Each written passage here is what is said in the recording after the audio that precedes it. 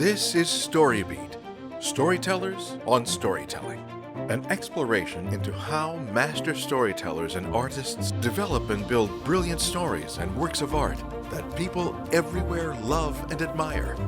So join us as we discover how talented creators of all kinds find success in the worlds of imagination and entertainment. Here now is your host, Steve Cuden.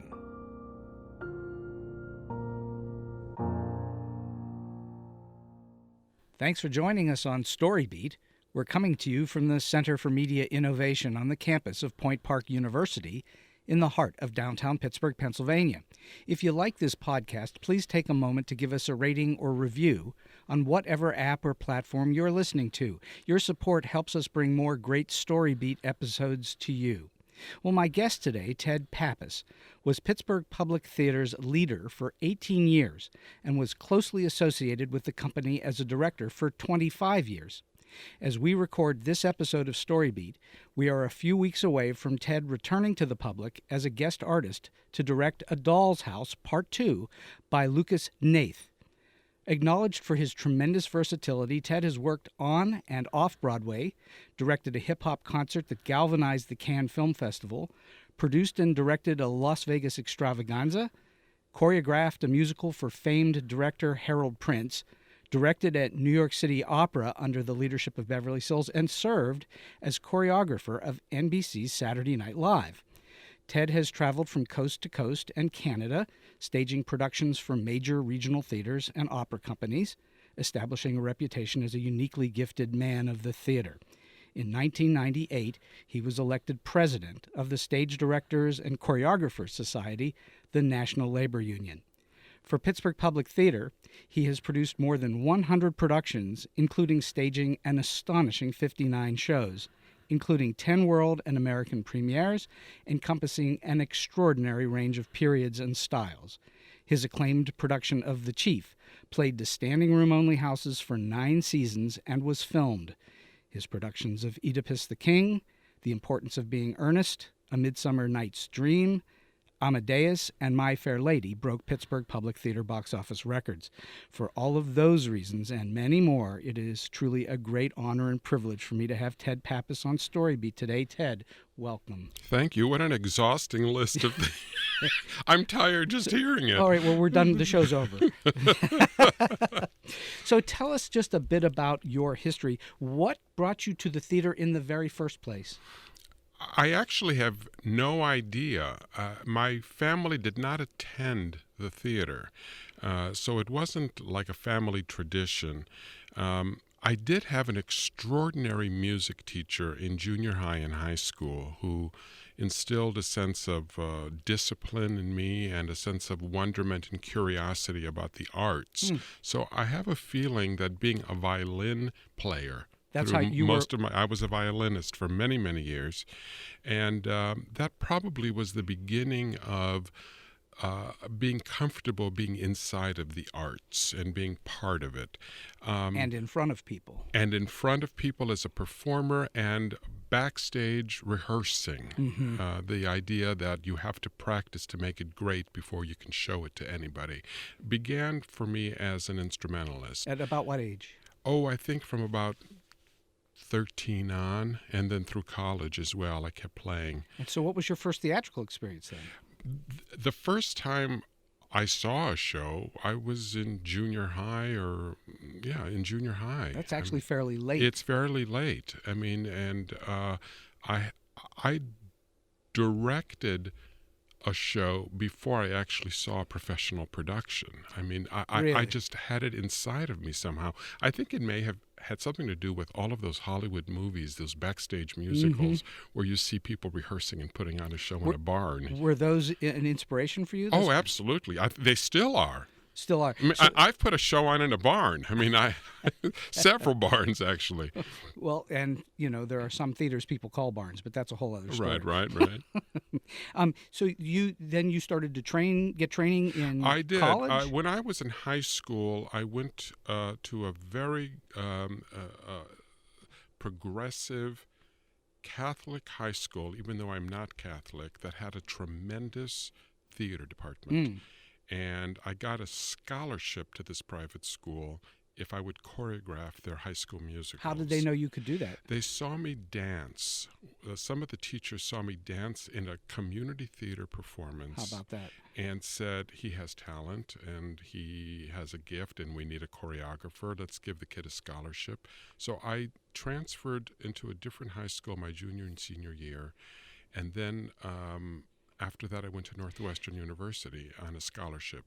In the theater department? In the theater department. But you then, at some point between violin and getting this scholarship, you recognized that you had some ability, that it wasn't just, it didn't just come out of the blue. You or somebody recognized it. I think I recognized it. Yeah. I thought that what was weird about me was actually something that might be powerful or might be helpful or might be expressive. It was sort of like a little secret of mine. I would read plays at the library and I'd really not discuss them with anybody. I was just curious about dialogue and characters, and I would watch things like the Ed Sullivan Show and see dancers and singers and public television and see performances from great artists all over the world, and I understood it right away. So you're a natural. I don't know.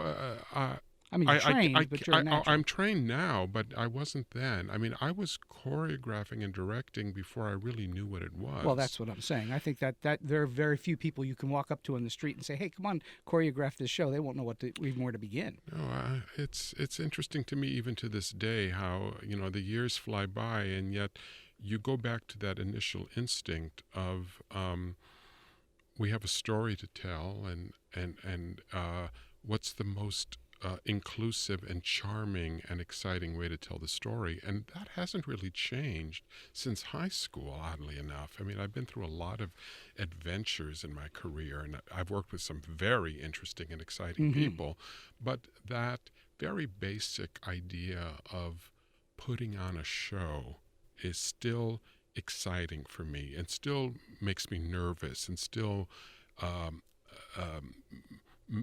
makes me look forward to the next rehearsal. You get what Steven Spielberg calls spilkus going into it. I do. Is that what he calls it? Yeah, he says he gets spilkus every day. I'm not sure I get it at the same level, but I do. I get nervous and I get happy all at the same time, and that's a nice combination, actually. So you look forward to things. You get excited about work. I do, and I'm also picky, so I don't just work. I mean, I've gotten to a point where I'm selective about the projects and the energy I'm going to put into. But you had to earn your way to that. Oh, you have to earn it. That's the glory of it. The earning of it is humbling and makes you feel like you're part of a history of something. Indeed. I mean, you feel that Shakespeare's actors earned it. Our actors earn it today. The really great actors earn it. And I feel the same way about directors and choreographers. I don't think there's a single artist in the world of any value who didn't earn it. Yeah. I mean, Mozart had a natural gift as a little boy, but he earned his way to the greatness. He worked harder than anyone. That's right. And he was probably the most natural genius in the music world ever created. Same with Picasso, who was a genius at a very young age. Yeah, but they worked and worked and worked and worked at it and got better. And that's what you've done as well. I mean, you've done that your whole life. Well, I'm still doing it. I mean, I still research a great deal, and I see a lot of plays, and I go to every possible art exhibit, and I listen to classical music, and I listen to show tunes, and I read the newspaper, and I keep trying to refill the pitcher, because you expend a lot of energy. So that's a question that I ask most of my guests is, how do you refill the well? You're telling us how you refill the well. Well, I do. I refill it in remarkable and fortunate ways. I travel. I've always traveled. And that's probably a big part of my courage and maybe early sophistication as a kid.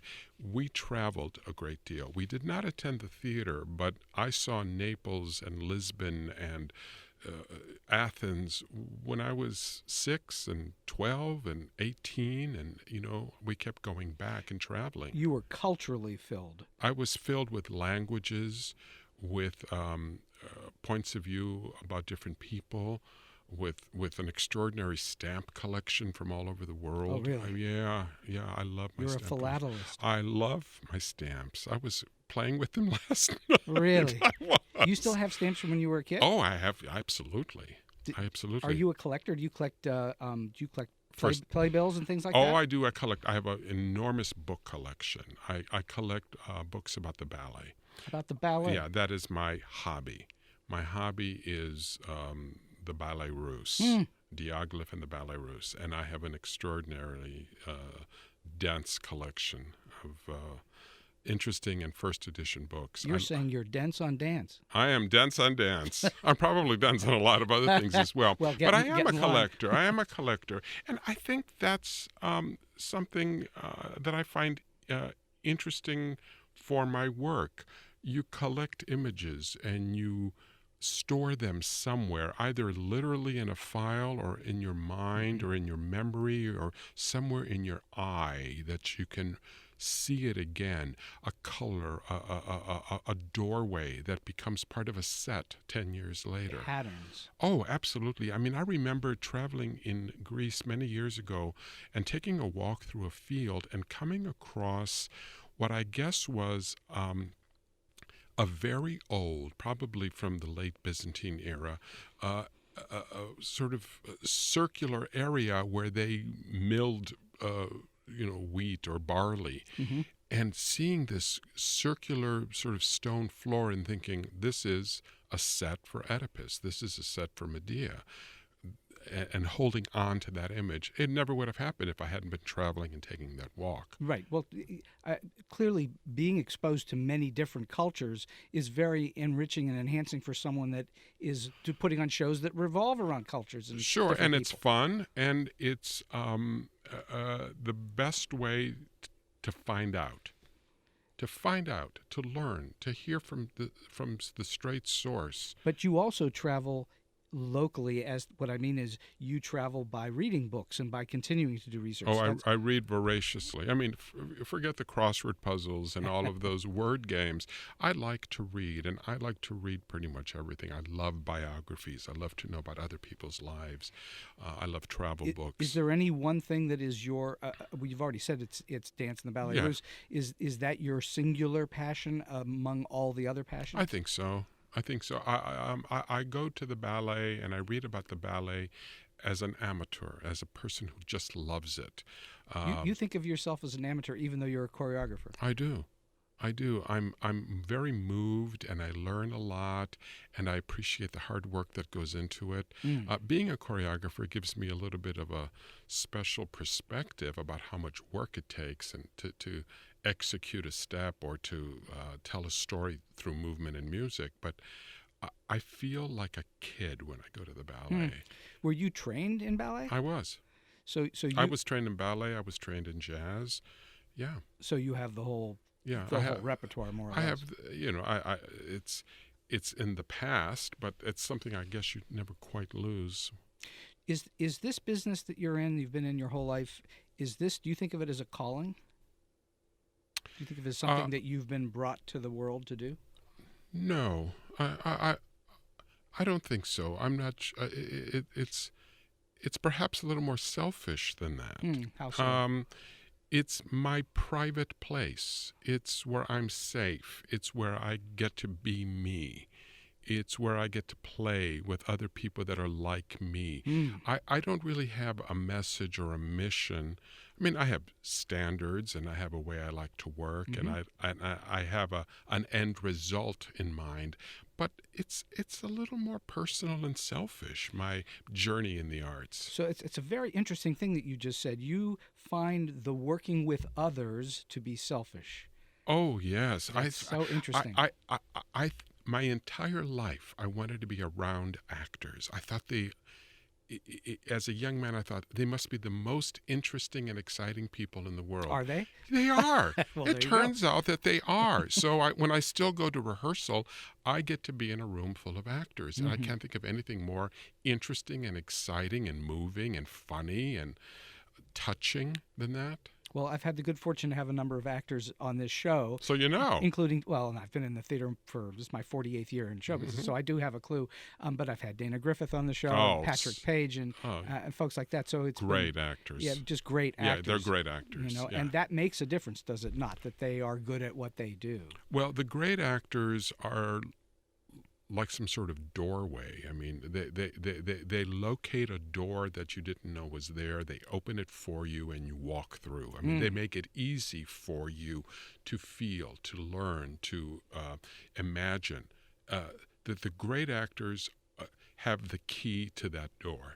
Well, you know, I've had produced lots of teleplays, and I know from buku experience that you can write and write and write, but an actor will take it to a whole other place. Oh, absolutely. No, at some point you just have to step back and thank the Lord. That's exactly right. That they're plussing your work and making it. Wow, that now sounds a lot better than it was in my head. It's lovely, isn't it, when that happens? It really is. Yeah. At what point in your development as an artist did you really realize that you were truly good at producing, directing, choreographing, and so on? Did all those things develop simultaneously, or did they each develop slightly differently? And when did you realize you were good at it? For the most part, I've been too busy to assess my own. You're not a backlooker. I'm not so much a backlooker. I think at some point when people I was in awe of or respected enormously called me and said, would you like to join the team? Would you like to be part of this project? It dawned on me that perhaps I had something special to offer the theater. I didn't really self-criticize or rate myself. It sort of just kept happening. It's when phenomenal people asked me to join with them that I thought there might be something that I have to offer. So as an artist, you're not terribly self-judgmental. Is that what you're saying? No, I don't. I don't think you have time to be. I mean, I do trust my instincts and I do trust my taste, but I don't think you can keep pulling back and looking at it. I think you have to dive into it. More forward movement. Yeah.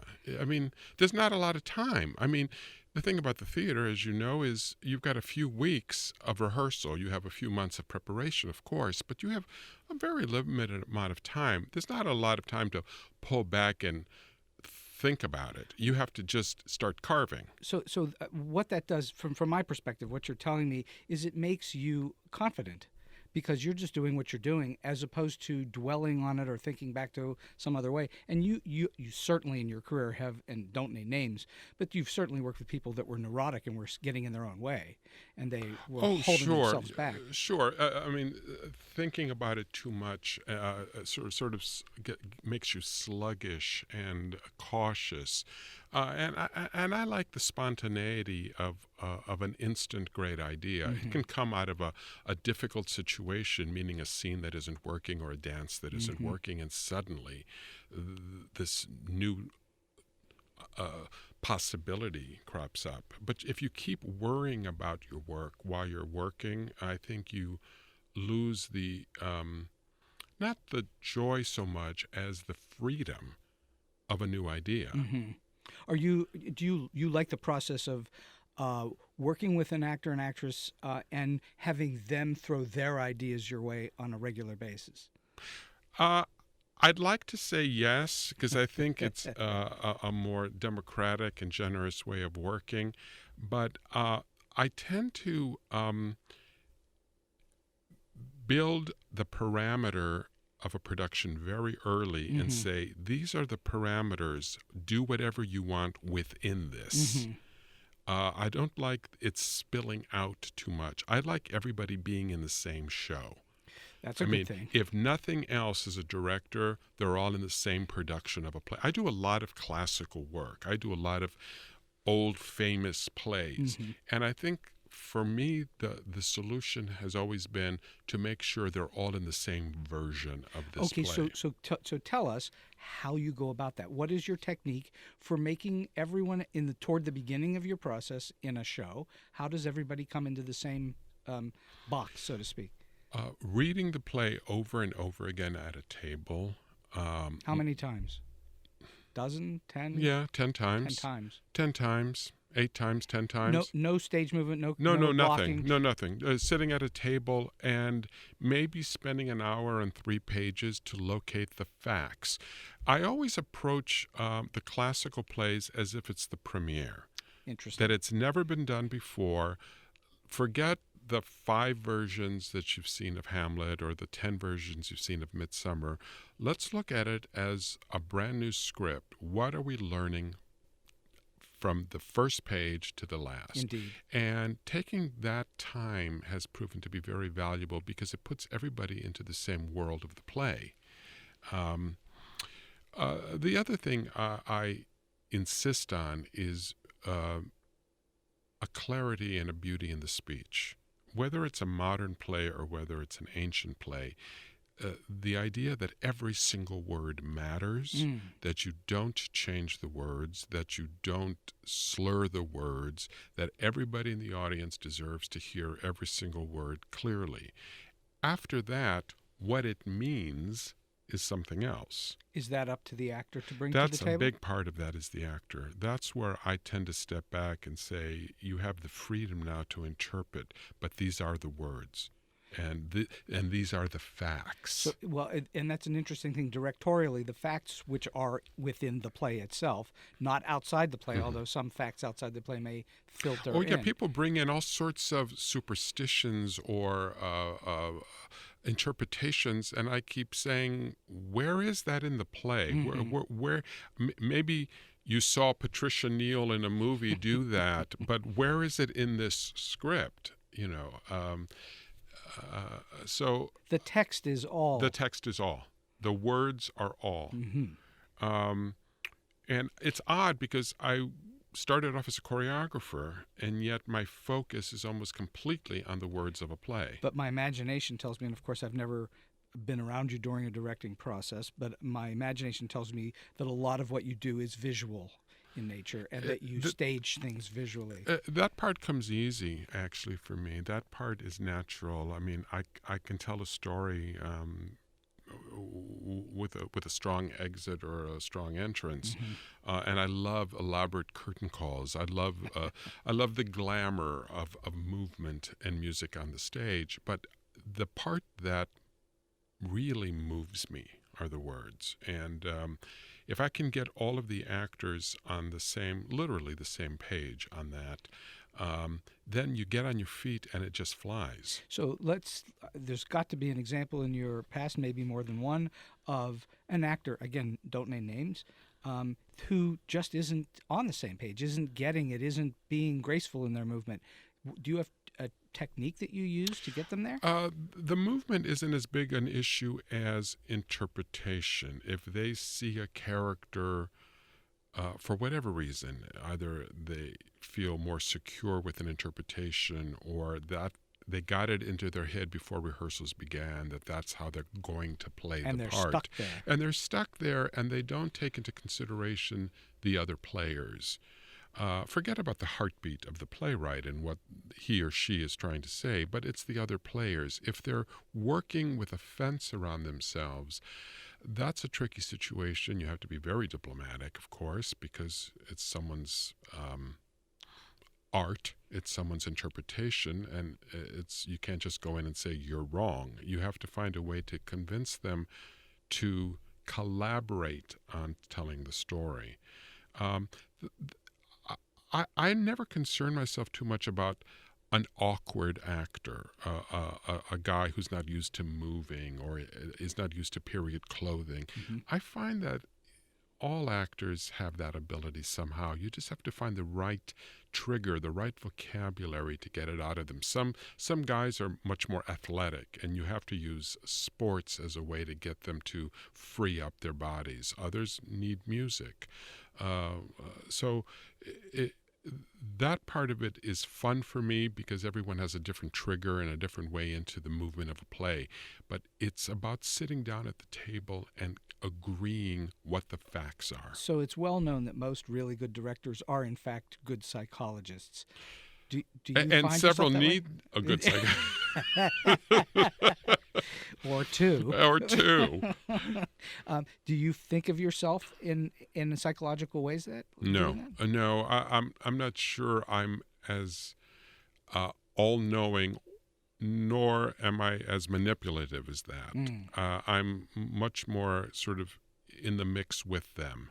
I like to be the leader, don't get me wrong. I like them to know that they can turn to me Of course. for I'm a little bit more like a referee than I am a psychologist. But you're way, way more than a traffic cop, because there are directors who are traffic cops.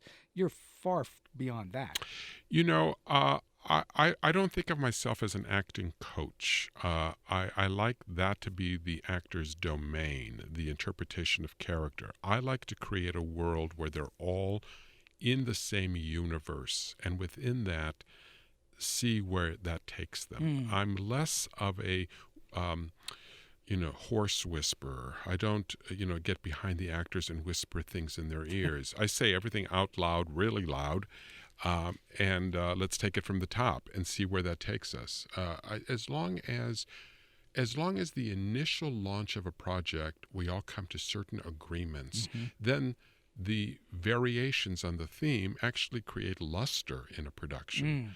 I don't have to have a definitive stamp on every moment in a play. Do you allow the play to grow once you've opened? Do plays grow? They grow because audiences are co-stars, and the whether it's a comedy or whether it's a tragedy, the audience's breathing and laughing and listening creates a different kind of necessity to tell the story, and I think it creates a different sort of drive. And I've had directors say to me, "Oh, I went back and saw my show and it was 12 minutes longer." Mine is the opposite. Mine gets shorter, I think, because they're pretty clear about what they want to say and they want to get to it. And I usually go back and say, "Keep breathing. Don't rush it. Let the audience come into the play a little more gently. I know you know what you want to say, but they need time to incorporate all that." So the plays change because audiences.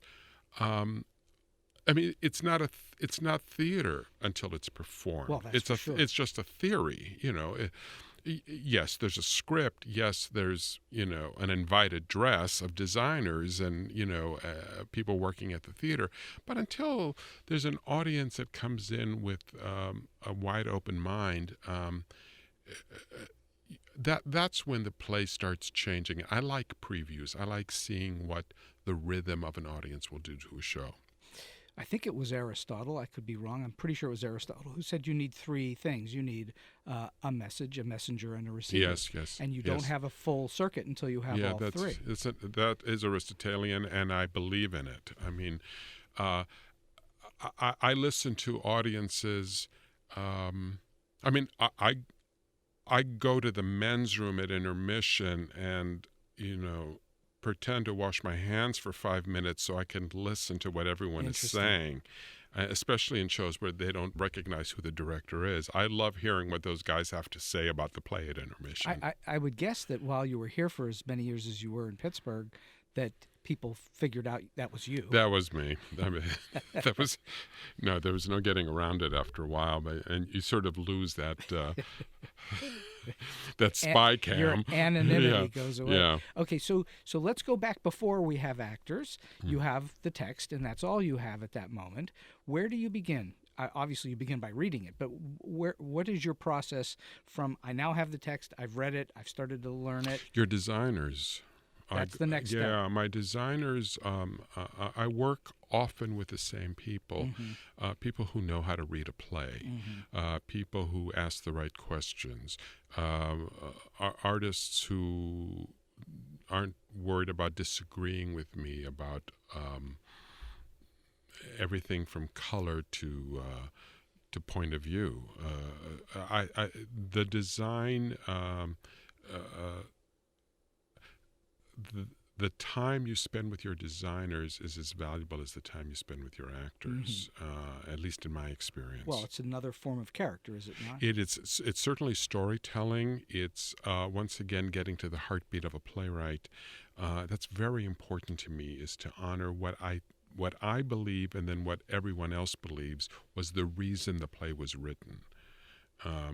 Was it written to make people laugh? Then you have to make them laugh. Is that the purpose of what? Is that what you're serving? Are you serving what the purpose of the play is? Yes, yes. I serve the playwright. Okay. Oh, I completely feel that. So once you've read it, you're starting to determine what it is that the playwright really was after, what the themes and premises and so on of the story. Yeah, I want to know why they wrote it. I want to know what effect they wanted on us. I want to know when they wrote it, what was going on in the world around them, what affected them into writing it. I mean, if you do Ibsen, you need to know what was going on in the world in Ibsen's time so that you understand why something like A Doll's House, the original, or Hedda Gabler was so revolutionary. Totally revolutionary. I mean, and you have to... we have a tendency to forget now how revolutionary it was because it's so long ago. Well, you do Shakespeare and you realize of the political situation at the time, and these stories have, resonance to today. Absolutely. I mean, and at the moment, I mean, there was a reason why his audience was full of clerks and attorneys and royalty. Everyone was affected by those plays because they were about something that was going on at the time. So when you do a play, finding out when it was written and why it was written, and why did she write that play that way, honoring that as much as possible. I'm not an auteur. I never... You're not a playwright. I'm not a playwright, and you're an interpreter of work. I'm sort of the person that's handed something and I have to show it to everybody else. I don't make it. You make the end product. You create the end product. You fill in the blanks in some ways. Interesting. It's already there. You have to bring it to life. I'm not being humble. That's really, I just don't see my job or my responsibility or, frankly, my prerogative to write my own play. Sure. Yeah. Sure. Okay, so now you've read the play, you've done your research, you've brought in your designers rather, and do you now start to block it in your head? Do you do notes on paper, or do you wait until you get to table reads? It depends on the play. Some plays want to be left alone. Some plays that are not technically challenging. Can you give us an example? Yeah, something like Candida by Bernard Shaw. Okay. Or even A Doll's House Part 2. So it takes place in one set. There's a couple of entrances. You have the courage, just let it be. You make your prop list. You figure out the music. You wonder about extraordinary moments, the end of Act 1, for instance, or how the play launches, or the entrance of a surprise character. But other plays, like Hamlet, require you to edit the play to a certain degree, to make a decision about if you're going to lose something, what are you going to lose? How do you create a ghost? How do you deal with all of those dead bodies on stage at once? Which period do you set it in where royalty still matters and inheritance still matters? There are a lot of issues and a lot of questions.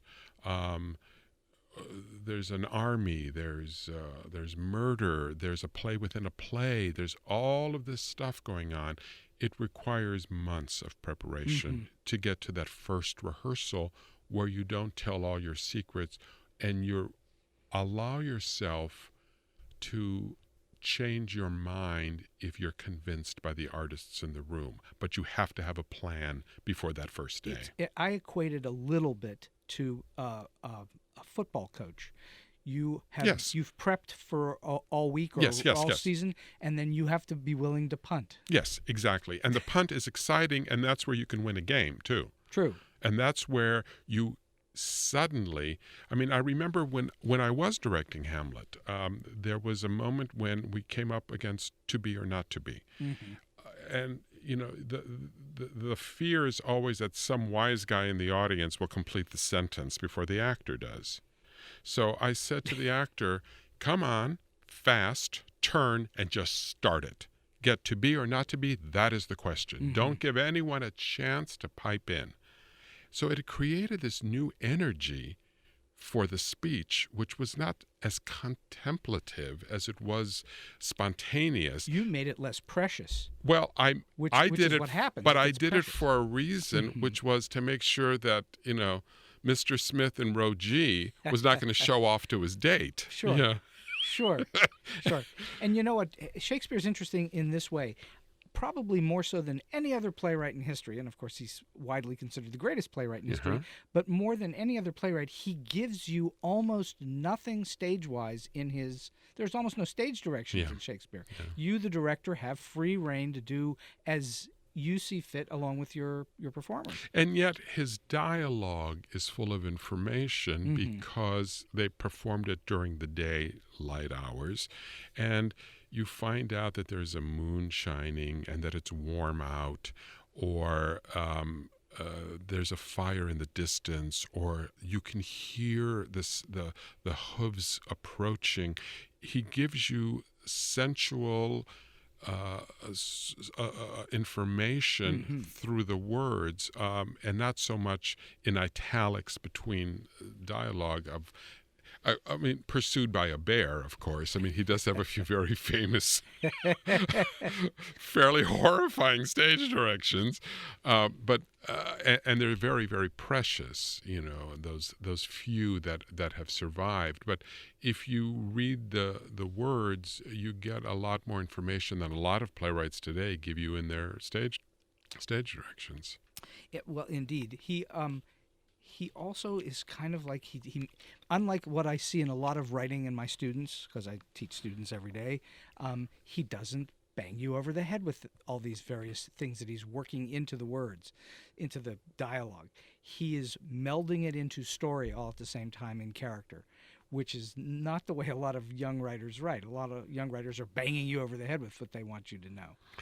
He also interweaves things. He introduces comedy in the midst of tragedy.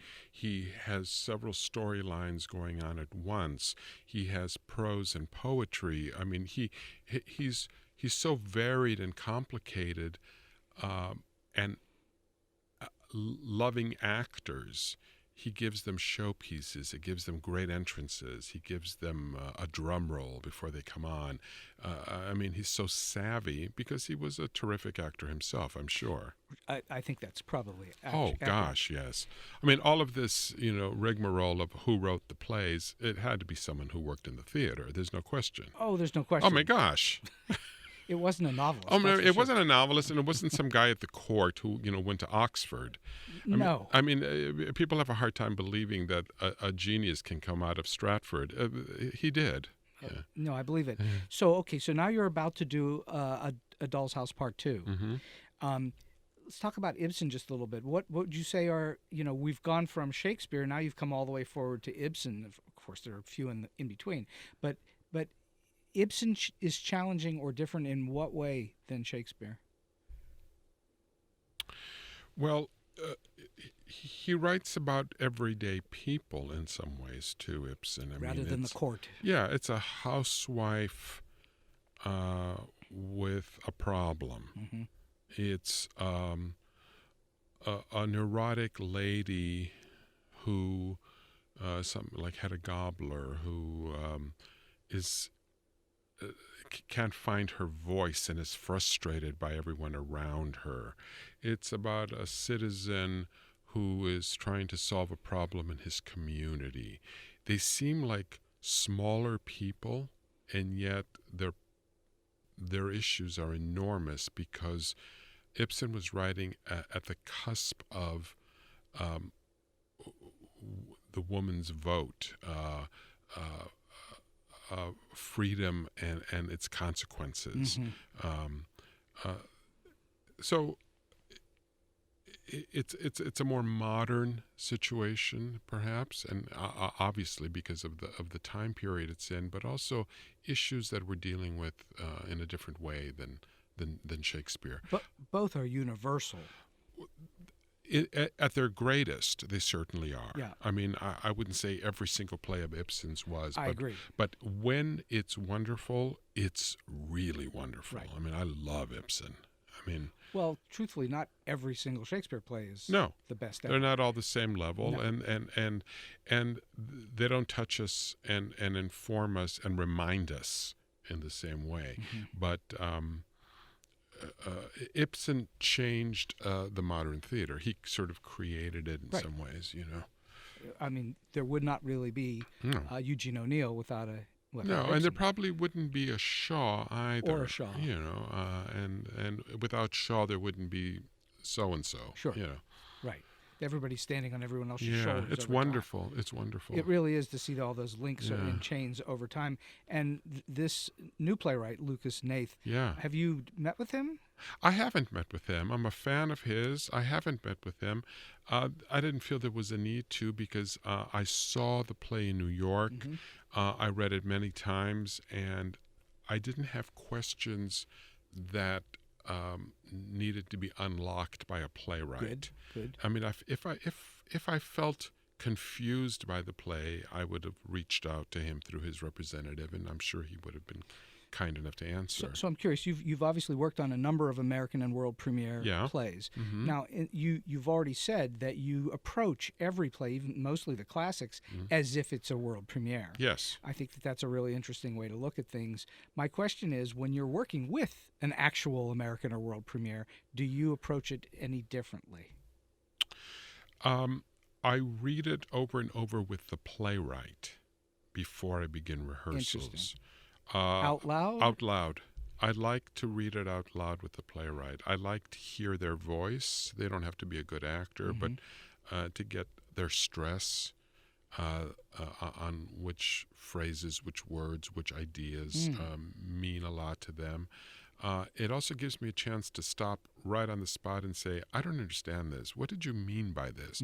So I like to be in the room with the playwright before we have the actors, so that I can be dumb and vulnerable and confused without losing any authority. Well, it gives you an opportunity to ask the questions you're going to get asked later. Well, it also gives you an opportunity, without putting anyone on the spot, of saying, I see what you're getting at, but don't you think you're going about it in a circuitous way? Why don't you try this instead? And being one-on-one with the playwright, there's a kind of protection that you afford them by just speaking to them directly. Is it usually gone through a dramaturg of some kind? Yes, often, not always, often.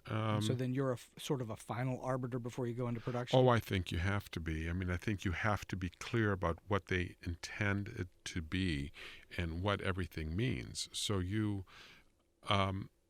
take it apart, word for word, lyric by lyric, if it's a musical. Now, you can't overthink it, because certain things, you lose a certain spontaneity and joy. Right. You want to get in the room with the actors and see how they play with it. But you need to be clear in your head of what he or she meant when they wrote it. What are then are there unique or unusual challenges going into production in a truly premiere work where no one's ever seen or heard it before?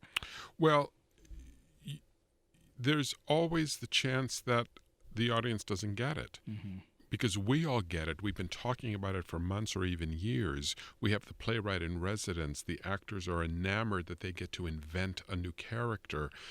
We're very full of ourselves, and we suddenly put it in front of an audience, and perhaps they're not as enamored of our humor, of our glamour, whatever we're trying to get across in any given moment. It doesn't land, and then you're left with the question, is it a bad idea, or did we do it wrong? Would a cut help, or would more information help? I mean, you're suddenly confronted with these very exciting remedies for a moment that doesn't land properly. It's nerve-wracking. And you're doing it where traditionally you talk about a new Broadway play. It might get an out-of-town tryout. It may get a little bit of a tour or something like that ahead of time. Oh, yeah. And they get to play with it in front of audiences and make adjustments and corrections. Right. I'm guessing you've mostly done it here in Pittsburgh, right? Yes? You sometimes don't get to take it elsewhere. You sometimes get a little bit of a workshop. You get 10 days in a room with actors to read the play over and over again for the playwright so they can hear it and they can make final adjustments before you go into rehearsal. But once you get into the rehearsal process, you might add an extra week on a big new show. That's a good. premiere might get an extra week of rehearsal. You budget for that in advance. A new musical certainly needs a little more time. But then you have a week of previews. You have probably 8 performances where at least 5 or 6 of those you can rehearse and perform in the evening. Right. You try to get a lot of work done during those days, but you don't have a tour. I mean, you open fairly cold. Well, you're not taking it out of town and trying it with this audience. We are out of town. Well, yeah, true. That's what I'm saying. We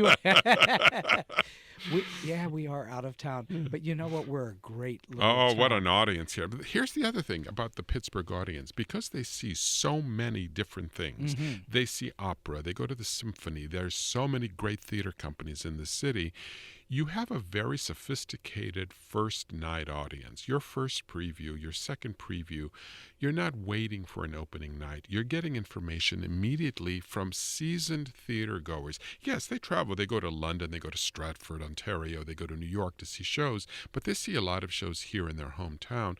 And so you have a discerning audience from the get-go, and that helps a new play enormously. I would say that I grew up here, but was gone for 40 years, moved back 8 years ago. Oh. And so when I left this town in the early 70s, there really wasn't a lot of theater here yet. The Pittsburgh Public was just starting then. And the City Theater as well. Just starting. Yeah. And so now when I come back, this is a really rich theatrical town. Huge. It's huge. It's one of the great theatrical centers in America right now. And many people don't know it outside of here, and we need to do a better job. Well, they're of beginning to, publicizing and I'll tell you something else. When you go to a Broadway show now and you look at the bios in the playbill, there are so many people from Point Park and from Carnegie Mellon and from Pitt. I mean, they're everywhere. There's a lot of Pittsburgh people working in the major theaters. And Pittsburgh has always turned out talent into the world. I mean, you sure. go back to Gene Kelly and Jeff Goldblum and people and Michael Keaton and so on. Yeah. But we're now turning out a lot of really good meat and potatoes performers. Absolutely. Okay, so I'm curious. For you, this is a question I ask a lot of my guests, and it's a tough question. For you, what makes a good story good? Truth. And so have you worked on shows that did not have a truth for you in them?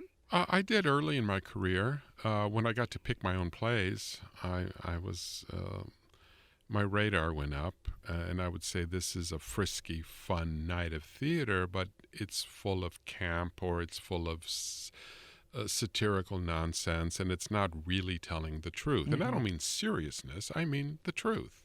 Well, the truth is often mistaken for seriousness, but it isn't. But it isn't. I mean, you can do a beautiful production of A Servant to Two Masters by Goldoni, and it's full of truth because that's the way people behave, and it's fun, and there's this element of make-believe in the theater, but a consistency of make-believe, that it's the same play from beginning to end, and that's what I really like. I think the great comedies are all truthful. Oh, yeah, absolutely. So it can be silly and fun at the same The time. Odd Couple is one of the great plays. That's a Absolutely. great American play. It's so truthful. We know those guys. What an invention, Felix and Oscar. I mean, it doesn't have to be... You know where that came from, don't you? No.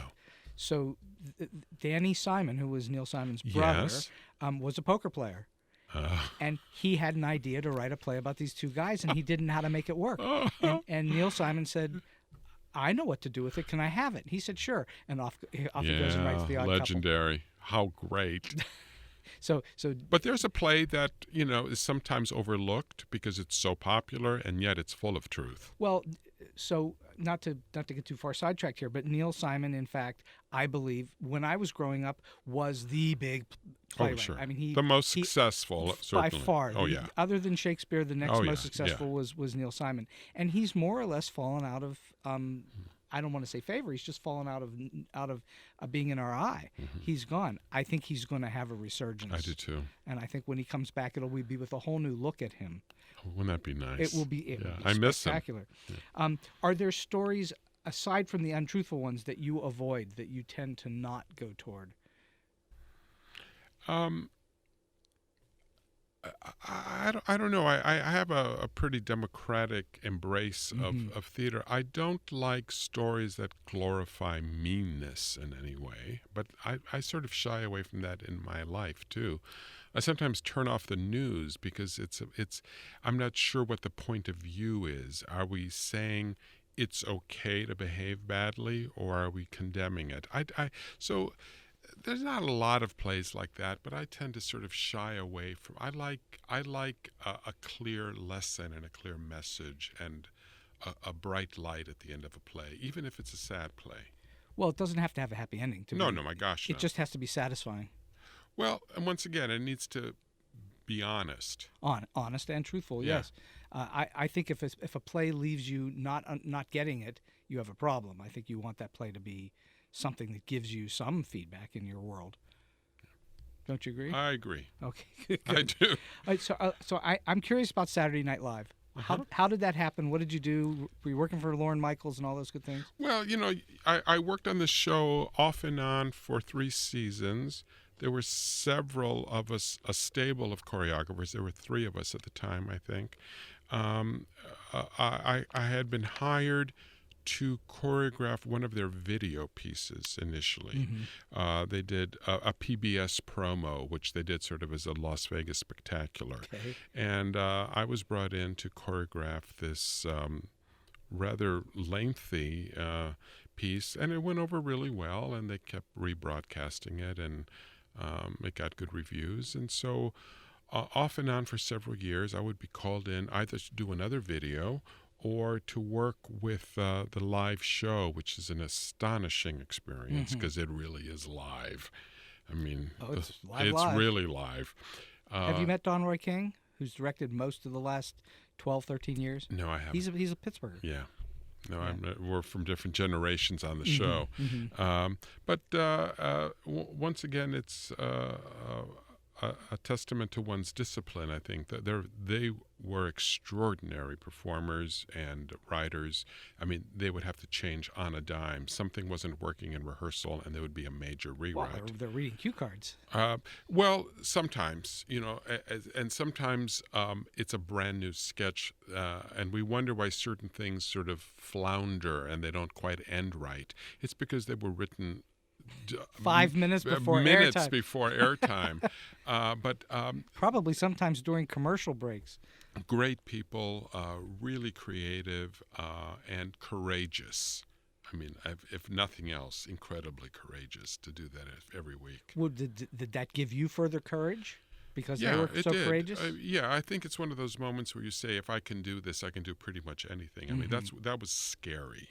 I mean, because I have no idea. It had to have been. I mean, you've done, thousands and thousands of hours worth of live theater, so you understand live, but that's a whole different kettle of fish, isn't it? Well, there's a lot of hand-holding on that, too. You have to deal with your guest stars who are not in the routine of that.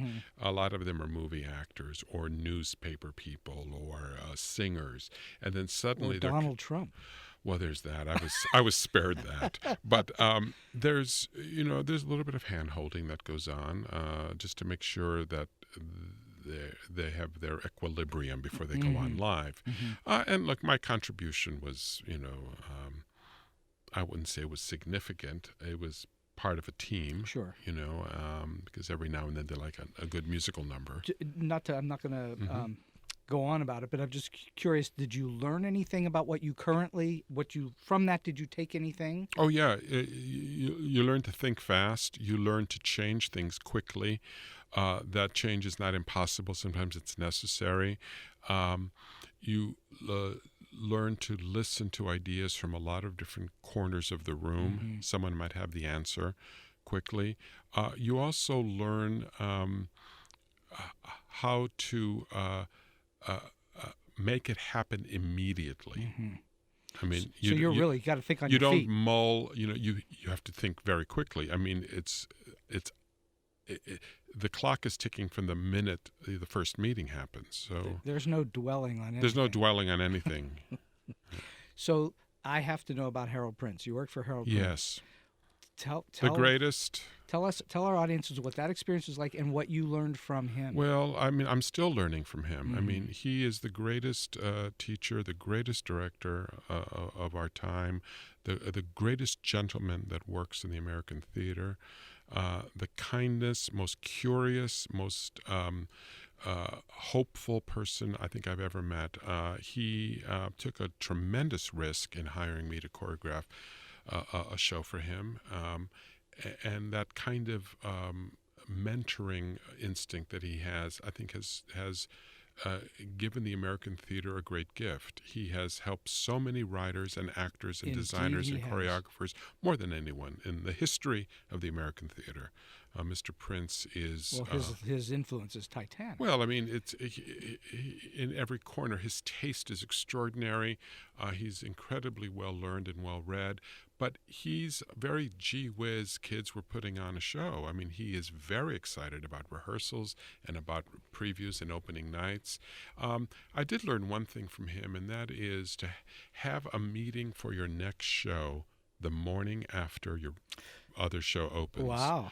Always have the next show starting. So you don't don't worry about it. You don't worry about reviews. You don't worry about the reception. You don't worry about it. Even if it's a hit, you move on. The next morning, have the meeting for your next project. And it gives you tremendous power and freedom. Well, that's, of course, won't be true for virtually everybody because not everybody has a next show. Right. But when you're in a position like you were at the Public and so on, you start. Then you start. And that was your habit? Always. I learned that from Mr. Prince. And the other part was listen to everybody in the room. Trust your designers. He wasn't for a person who had the ability to be dictatorial. He never was. He liked the teamwork, and that was very, very moving for me to witness. To have him ask my opinion and to listen to, and then I was a kid. It's a very nice experience. Are you still in touch with him? Yes, we're friends. That is a wonderful thing. Yeah, it's an honor and it's fun. I imagine it is fun. Because I'm sure he has a few stories to tell. He has more stories than anyone.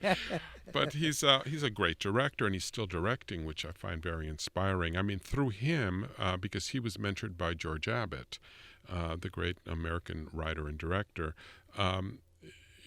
I met Mr. Abbott through Mr. Prince, and so a bigger legend, the biggest legend probably of all time. But I mean, they were workhorses. I mean, and Hal still, is going into rehearsal for another show this year. So yeah, clearly, if you go back and look at his I guess it would be Broadway.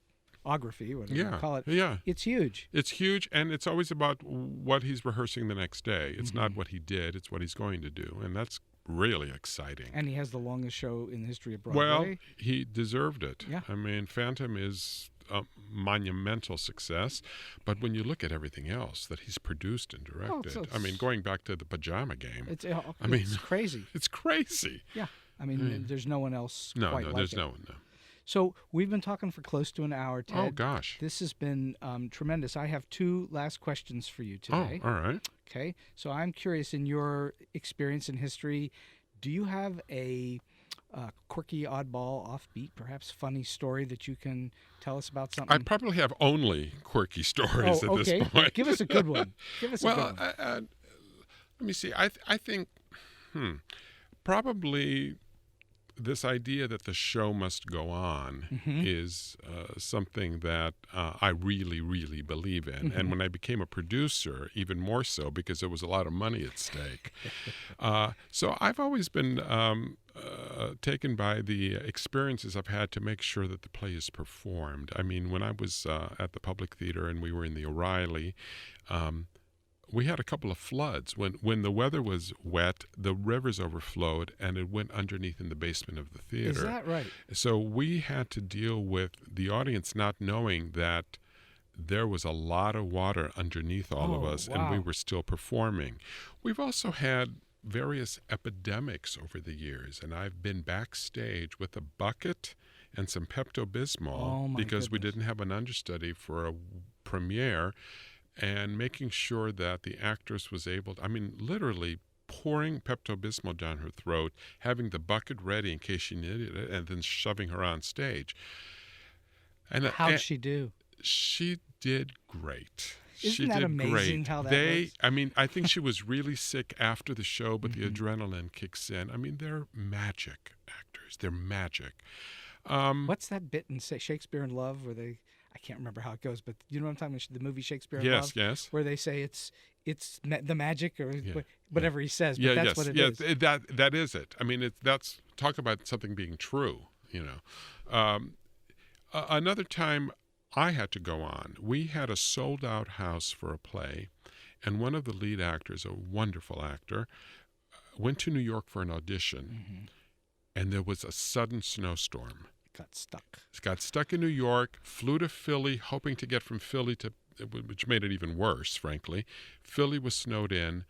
We were sold out. And I was producing and directing the show, and we were not about to do refunds. So it's 15 minutes before curtain, and the stage manager says, "What do you want to do?" And I said, "I'm going on. I'm going on cold." I mean, Did you have it memorized? No, I knew the blocking. I sort of could paraphrase the show, but it was... Did you have book in hand? Oh, no. This was Metamorphoses, which takes place in water, in a pool. So you couldn't have a book in hand. Oh, my goodness. And I realized, of course, I can't see a thing without my glasses. So there I was walking around the perimeter of the pool, wondering if I was going to fall in at any moment. And at some point, of course, you have to get in the moment into the pool. But one of the actresses in the show that night, it was her first night as a member of Actors Equity. And we were in the pool together playing a love scene, soaking wet. And I turned to her quietly and said, "It's only going to get better than this. just so you know, this is as bad as it gets." Playing a love scene with me in the water on your first night as an equity member. And you don't really have the lines memorized. But there were no refunds. So it's a happy ending. How did it turn out? How did the audience accept You know, it? it's interesting because I went out for a drink afterwards. I needed one desperately. And I was sitting with my stage manager, and there was a businessman who came by who bought a ticket to the show, and he says, "Oh, you were one of the actors. We saw in the playbill that there was an understudy on tonight. Do you know which one that was?" I'm like, "You didn't know it was me?" Wow. Yeah, so I guess that's a quirky story. Certainly you knew the show well enough to fake your way through it. No, but what mattered to me most was the show must go on, and I'm a firm believer in that. Have you been involved in one that didn't? We've had moments where someone is so ill that it's a mistake to go on, and the audiences understand that. I mean, that's the beauty and the danger of live theater.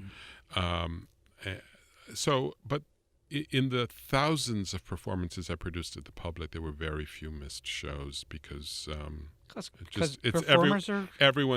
performer's instinct is to go on. They're the definition of troopers. Oh, they are. They're marvelous. They really are. So, last question for today. Do you have a solid piece of advice or a tip that you can give to people that are just starting out trying to make their way, or maybe they're in a little bit and they're trying to get to that next level? Well, I think distinguish yourself in a variety of ways. Never, ever, ever be late for anything. Never be late for a meeting, a rehearsal, a fitting. Never. Always be early. Find out everything. Find out about the play you're working on, about the people you're working with, about the history of the play you're working on. See everything that you can. There's always a way to get a cheap ticket or a free ticket, or